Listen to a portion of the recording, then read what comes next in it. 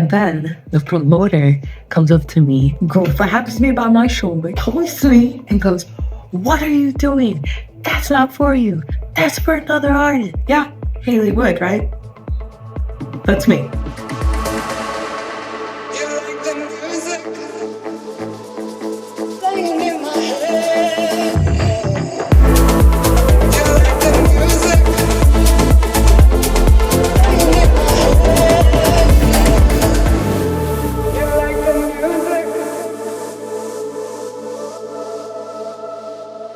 Happy Thursday, everybody.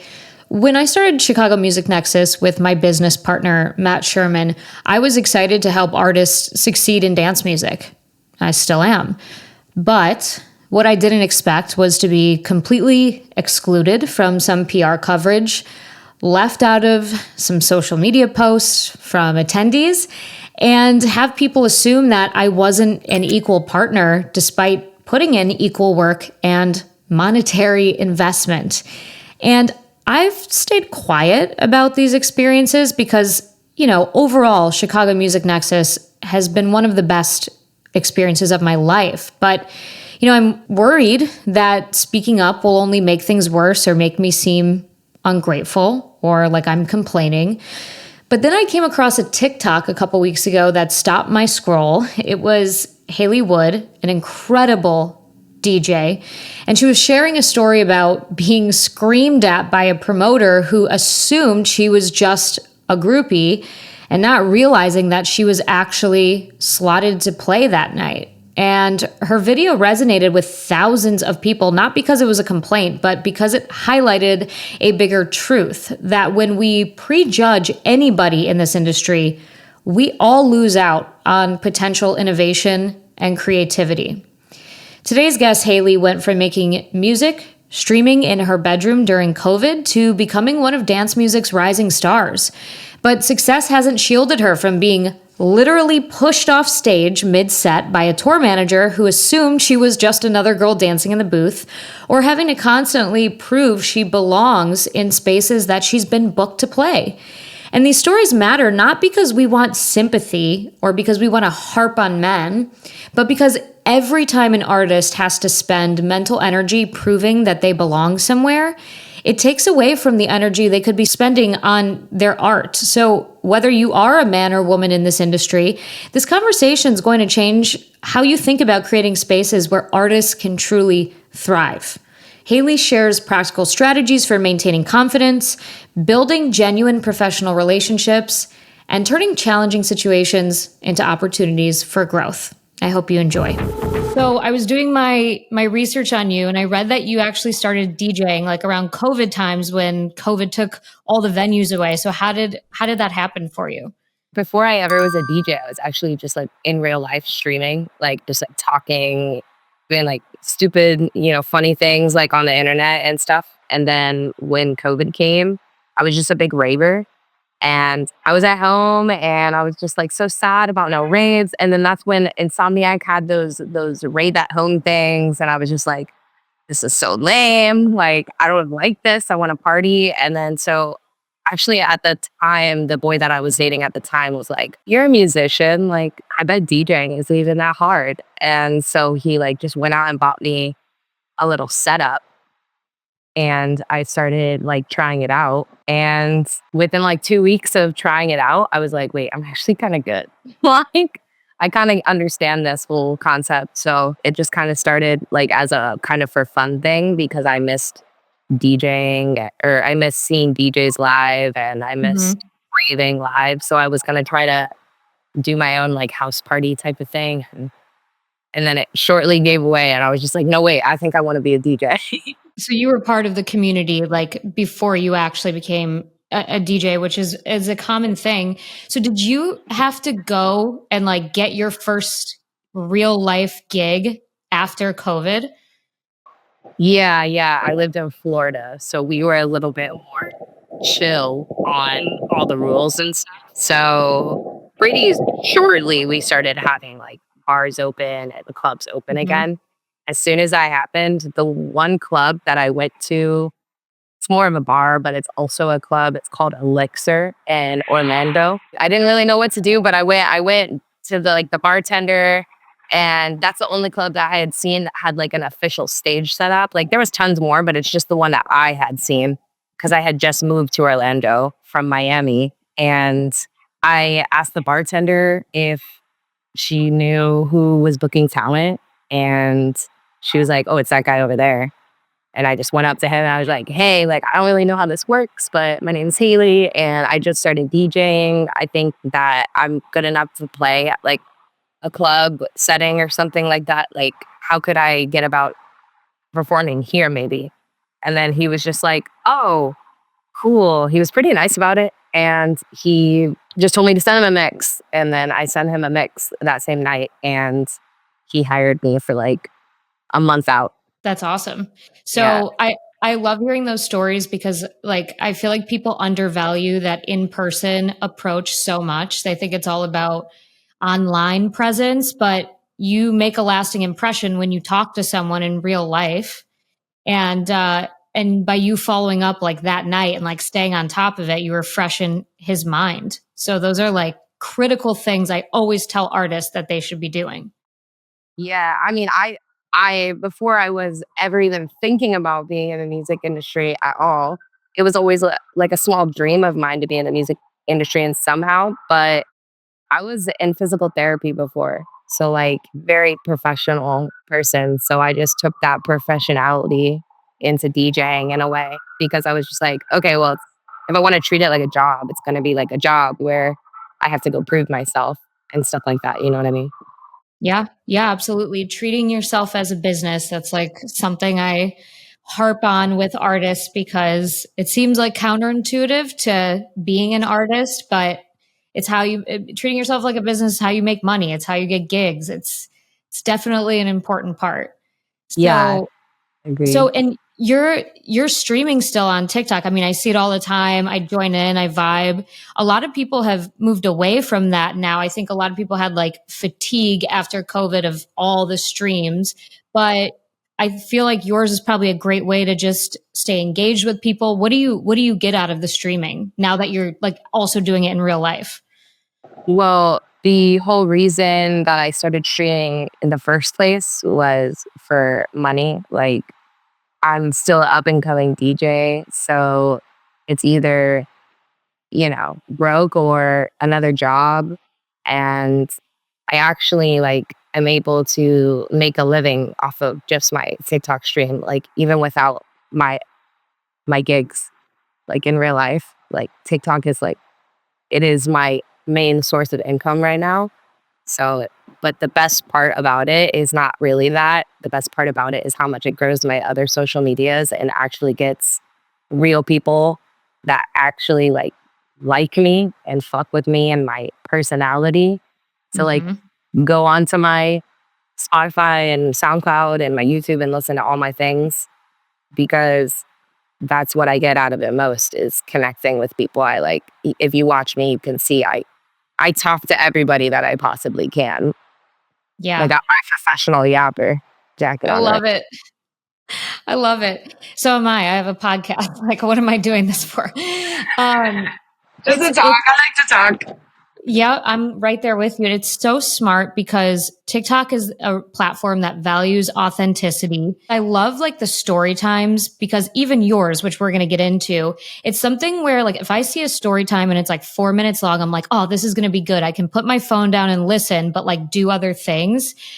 I feel like that's like it's a differentiator of TikTok. So like with your streaming, for example, it's like, oh, awesome. This DJ I love is streaming. I can just put it on in the background and like clean my house or whatever. And so it's such a smart tool. And then obviously the monetization features of TikTok are really great.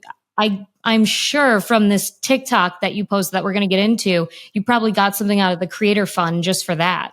Yeah, yeah. It's literally a dream come true for a little yapper like me.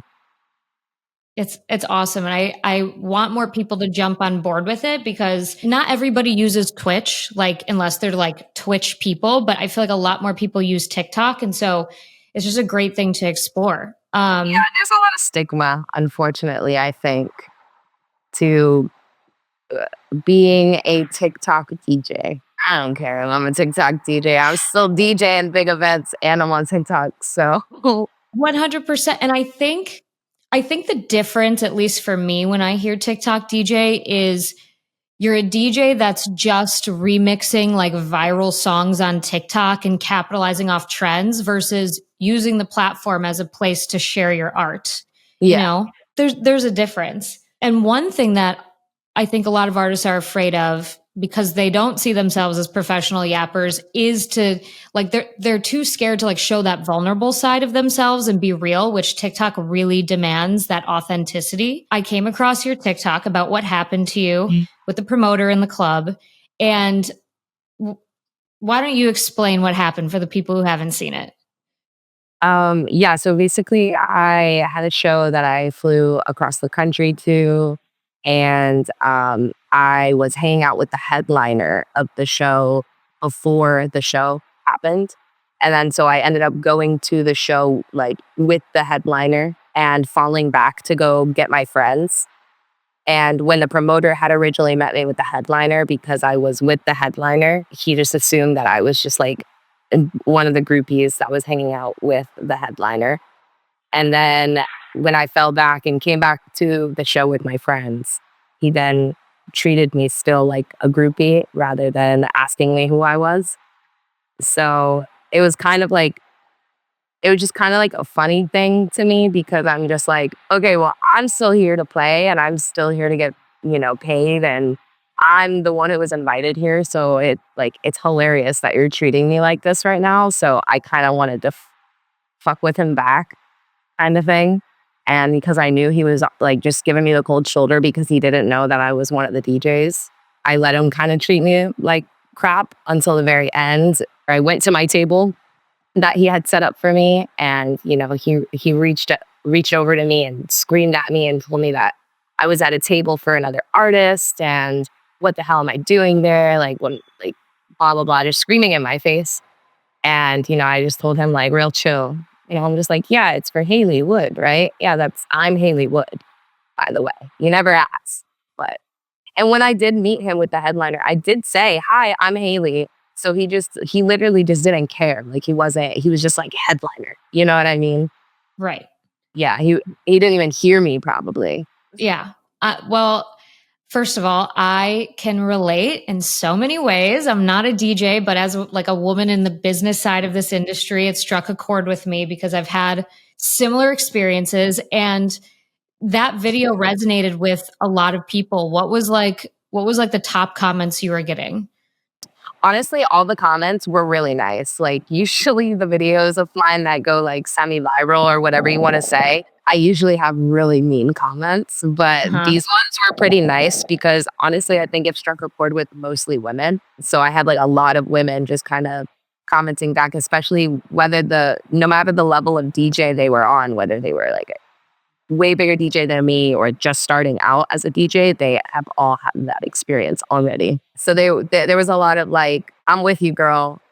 Good for you. Basically, a lot of people were saying, good for you for kind of just going with it rather than being like, excuse me, do you know who I am? Like, Yeah. But that decision to fuck with the promoter, like I don't know how you had the patience for that.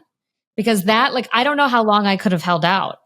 well, because it's happened to me so many times at this point, it's hilarious because at the end of the day, like, I'm living my dream.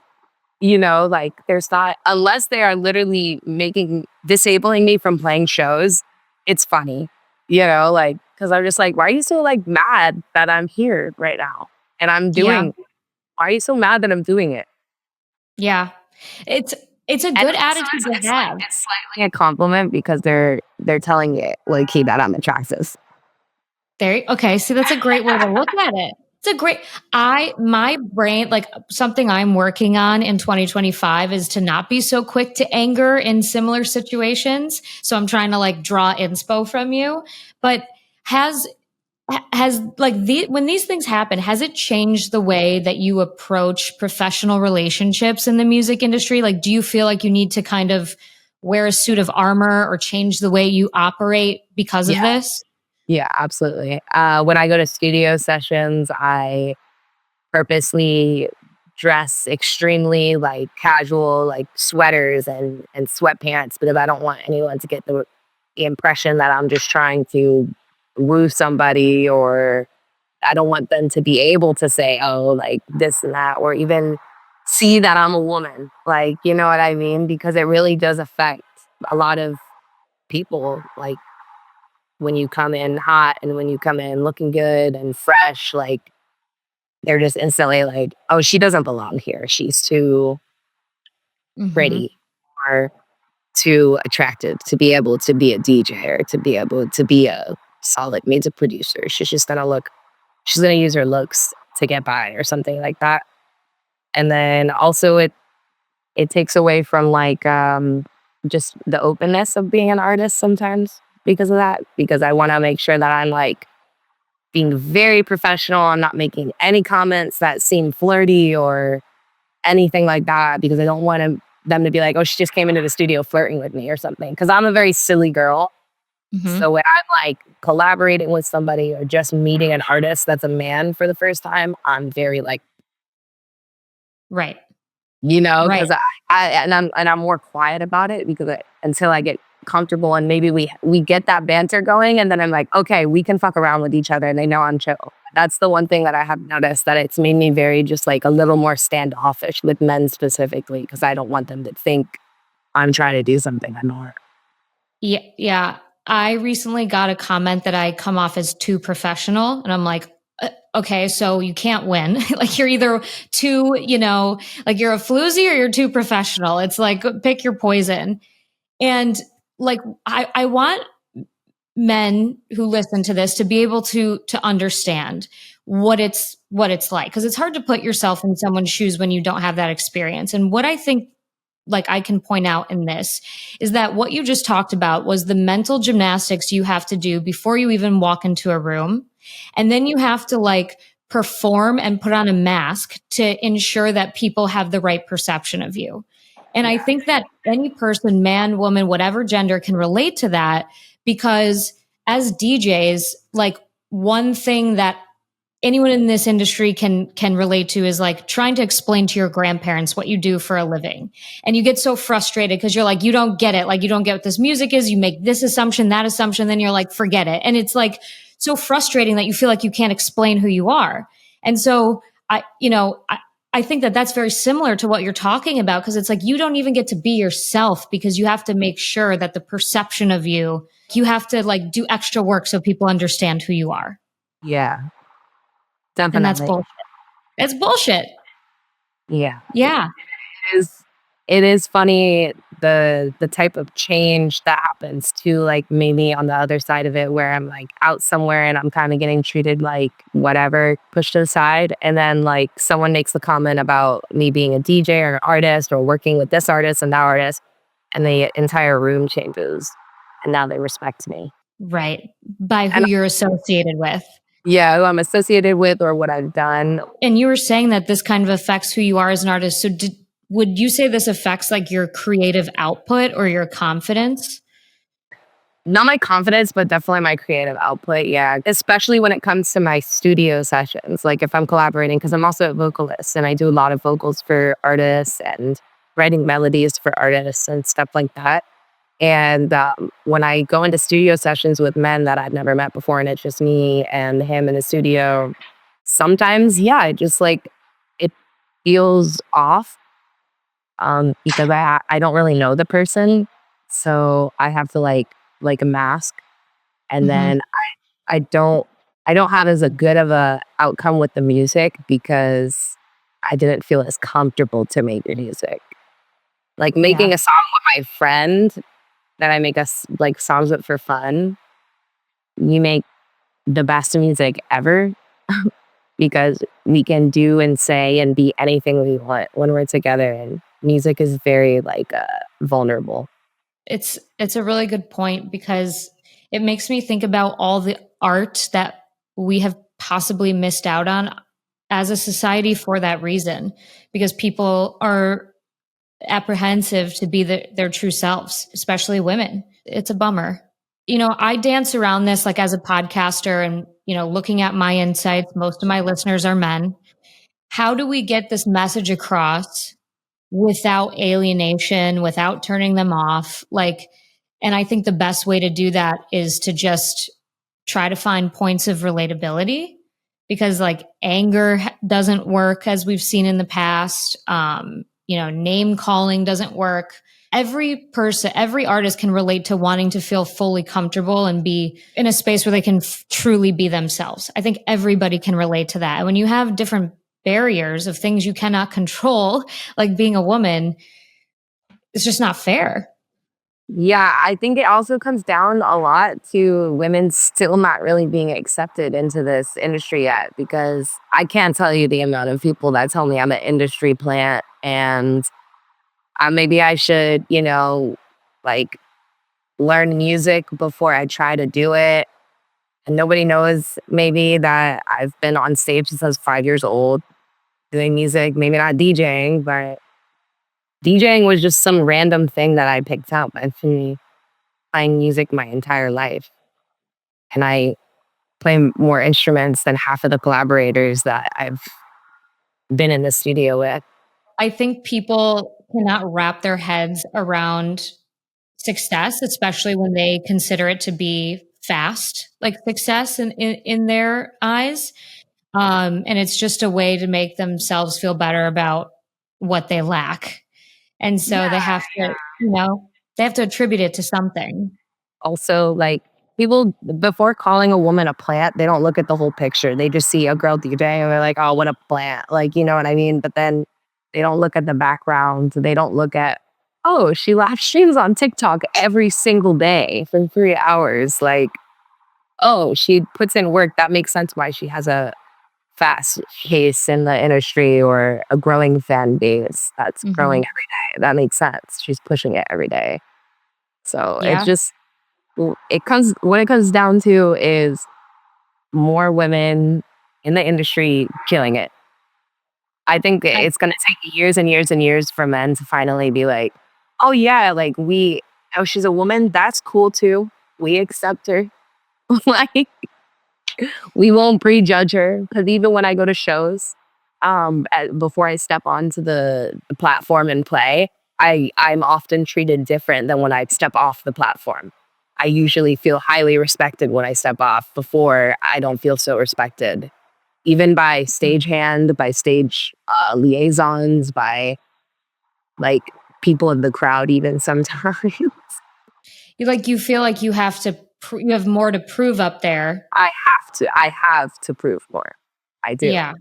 I even have a really funny video on TikTok of this videographer that I didn't know. We're cool now. Like, he's a super cool guy, but it's in his subconscious, and you can tell through the video, because the video is, look at this videographer's reaction to my first transition of the set.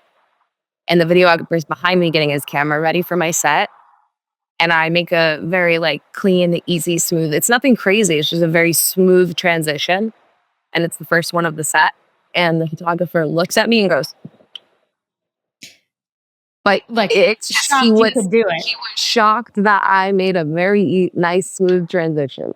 It's a funny content, and that guy's so cool. I've seen it. In the back of my head, in his subconscious, he was judging me because I'm a female and I had just hopped on after a male. Yep. Yeah. And he's like, okay, she can keep up. Right. Like he wasn't sure. It's not like, you got vetted and booked and people are dancing. Like he had to make sure for himself. Yeah. And I think that's subconsciously a man thing, because maybe there is a lot of girls that walk up on the booth and are not good DJs. I don't know. I honestly don't know that many girl DJs.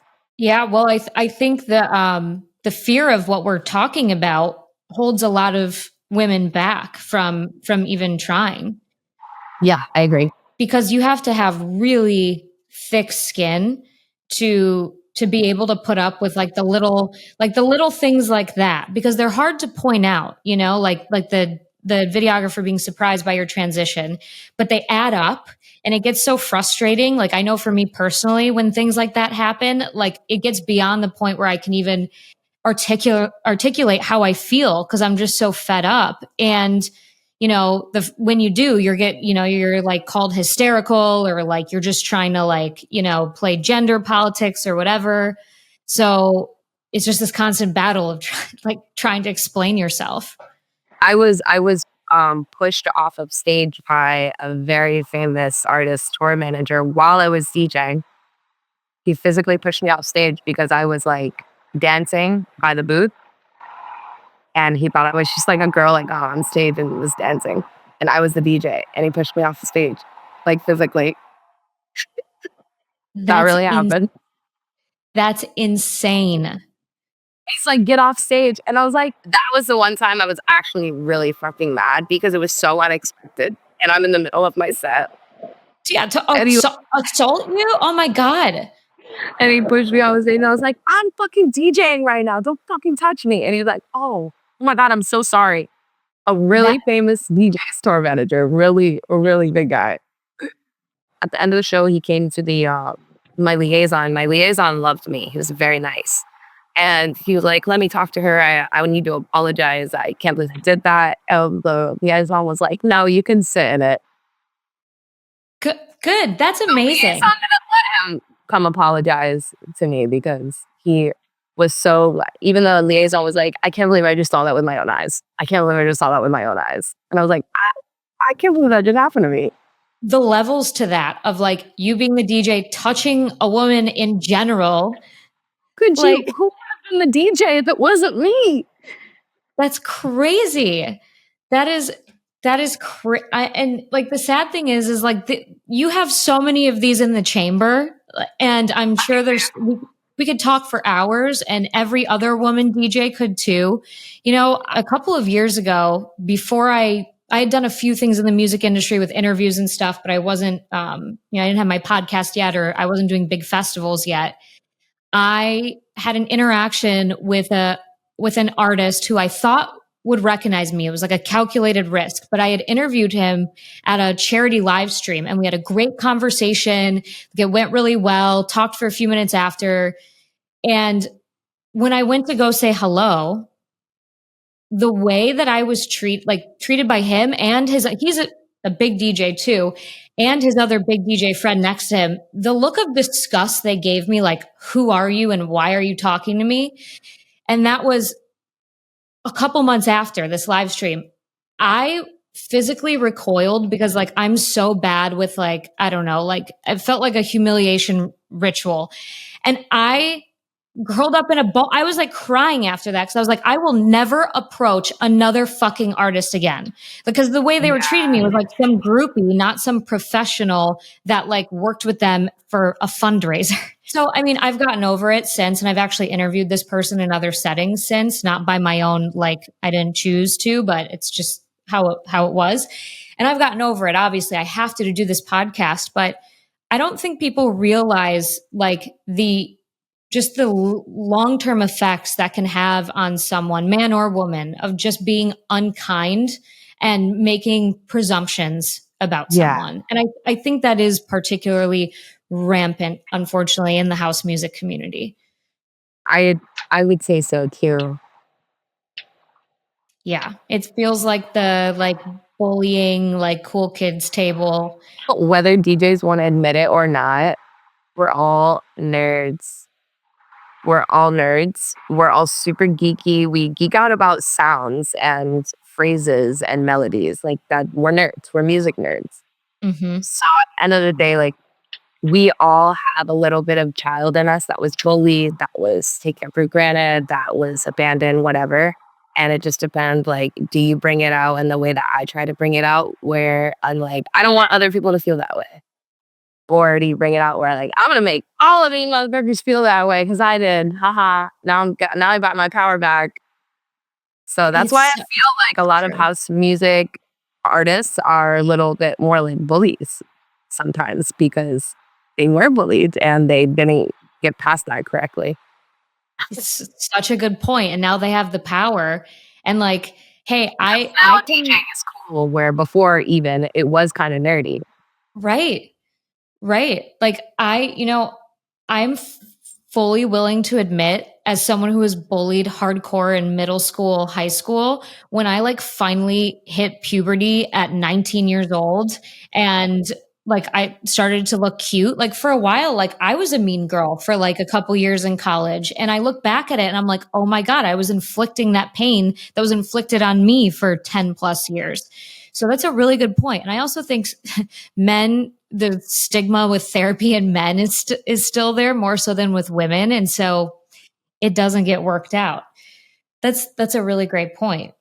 So for artists who need to establish those boundaries and want to protect themselves against being treated that way, what's your advice to them? Just stick it out because it's gonna happen. You know what I mean? It's gonna happen. But I will say this: all the people that I've met that are like seriously at the top, they're actually really kind, genuine people.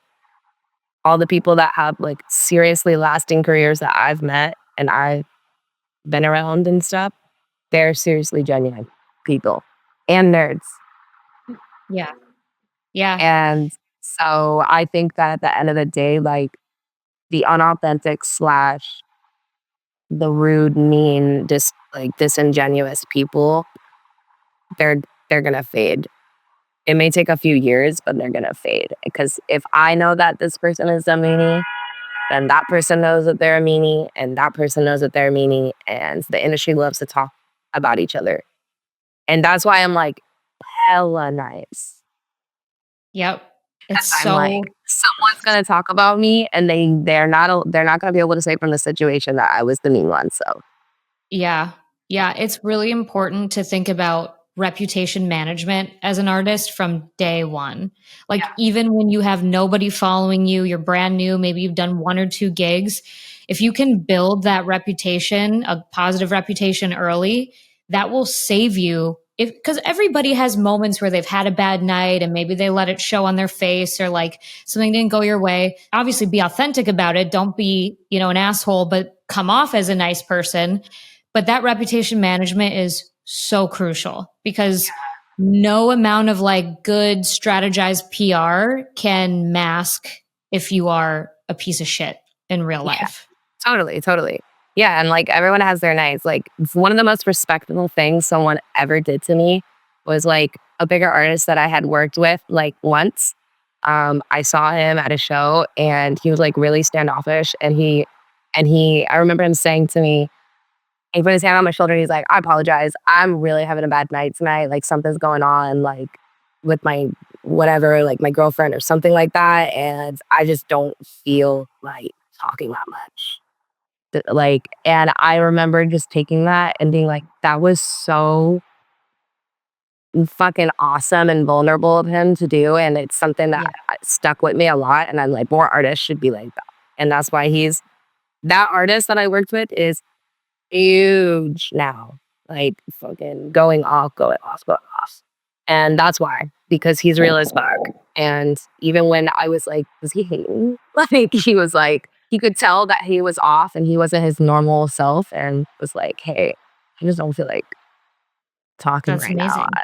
I'm having such a difficult time right now. I just want to like vibe and like listen to music. And I'm like, all right, respect. Now I know that it's not me. It's, you know. And that was him, like you said, taking control of his reputation because he knew that I'm an upcoming artist. We'd worked together and he shouldn't be treating me like standoff. Right. But now I know there was a reason and it wasn't he. Yeah. And, being in such a public facing career and in a party environment where it's like expected of you to be in a good mood and, like setting the vibe for the night, you can't. That like it's just human nature to have bad nights. And like if you're going through something, sure, maybe a dance floor is a good place to like let it go, but like it's a loud environment, it's chaotic, your head might be in other places. And so that's really cool that he was proactive about it. As an artist, when you're backstage, it's a lot of networking and it's a lot of connecting with people that you've already connected with. So it's like it's more than just letting loose, unfortunately. Right. So let's talk about something good. Do you have any people in particular, like champions of you and of women artists in this industry in general, that you've worked with and you want to shout them out? Well, I will say, I don't really like, I haven't worked with enough women, that's for sure. Mhm. I've worked with Freddie Lane, I worked with Love Wednesday, her. and we're looking on other, I think that's the only women that I've worked with really. But I will say somebody that uh, I do really appreciate in the industry is Dylan Nathaniel. Dylan Nathaniel was like the first larger artist to kind of be like, dude, you're fire. Like, you should really like keep going.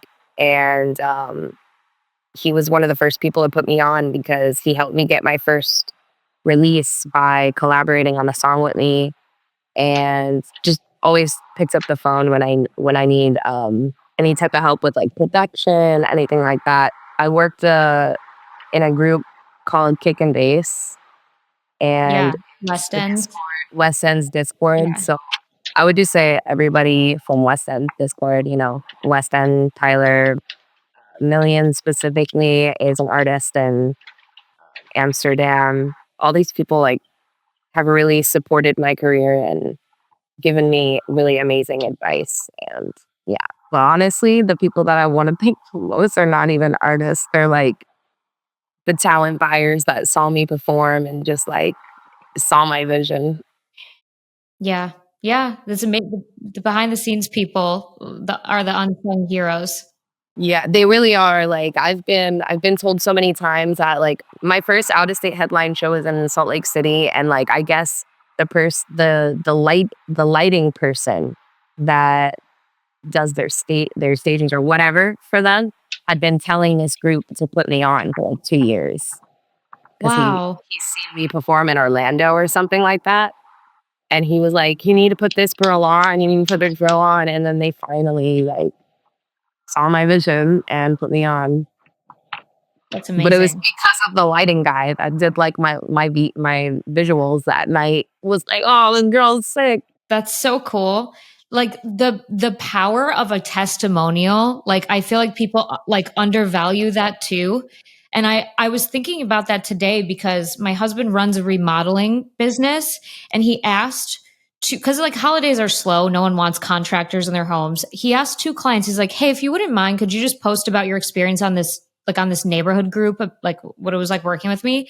And they did that and he got like 50 emails with leads. Like people want to hear from other people like about how good an experience was. And so I think that's something that we can all do for each other. Like if you want to see someone in your city, talk about it like endlessly, relentlessly. Do that for your artist friends, do that for artists that you love. Like just like that is the way that we support each other, the good old fashioned like Yeah. grassroots way. I tell my TikTok followers that all the time because they're like, when are you coming to this city? When are you coming to that city? I'm like, if you guys want me in that city, go stream me a million times in that city. So it's in my Right. analytics, and go tell your local club that when am I going to play? When am I going to play? Go tell Right. people. I literally Yeah. tell them all the time. I'm like, go tell someone about me in Alaska. I don't know anybody. Yeah. It's I free. can't, I can't get a gig out there, but maybe you can help me. Yeah. And it's literally free. It's the easiest way to support another artist. I do that with like any of my shows that I had any type of say on. I always try to get like somebody that I've already seen that is totally fired. Yeah. Yeah, that's huge. That's like, you know, you climb your way up the ladder in the music industry and you reach back and you pull someone else up with you. Like Yeah. that is the way to do it for sure. Yeah, Yeah. there's definitely a lot. Like, there's some really dope people and artists and producers that they're on my list. But if I were to come up first or something, I'm like, bring this guy, bring this guy. Yeah. That's awesome. This has been such a good conversation. It's always tricky bringing these topics to the podcast because I want people to be open and receptive to it. But your approach and how you handle it is so amazing. And anybody can learn from you how to deal with the bullies. So thank you for doing this. Yeah, of course. Thanks for having me. Laying in my head. What struck me most about my conversation with Hayley is her ability to maintain her authenticity while navigating an industry that tries to put her and all other women in a box. And instead of letting these negative experiences make her bitter, which would be understandable because if somebody shoved me, like you would never hear the end of it, she's using those experiences to build bridges and create positive change. And her point about having to act differently in different situations, like being more reserved in studio sessions or dressing down to be taken seriously, my God, that resonated so deeply. But what's powerful is how she's managed to turn those challenges into strengths, using her understanding of human nature to just build stronger professional relationships. She's not complaining about it. She's doing what she has to do, but wow, imagine if that barrier wasn't there. So for the artists listening, I hope this conversation helps you think differently about how you show up in this industry, whether you're dealing with prejudice, preconceptions, or just trying to be taken seriously. Remember that your energy is best spent on your art, not proving yourself to others. And hey, everybody is guilty of prejudging somebody. If you are a human, you've done it. And so I hope this conversation just brought some awareness. That's all we're asking for, is some awareness. Because remember, when we create spaces where all artists can truly be themselves, the whole industry benefits from better music, better events, and stronger communities. I hope you guys enjoyed today's episode. Stay elevated. I'll talk to you next week.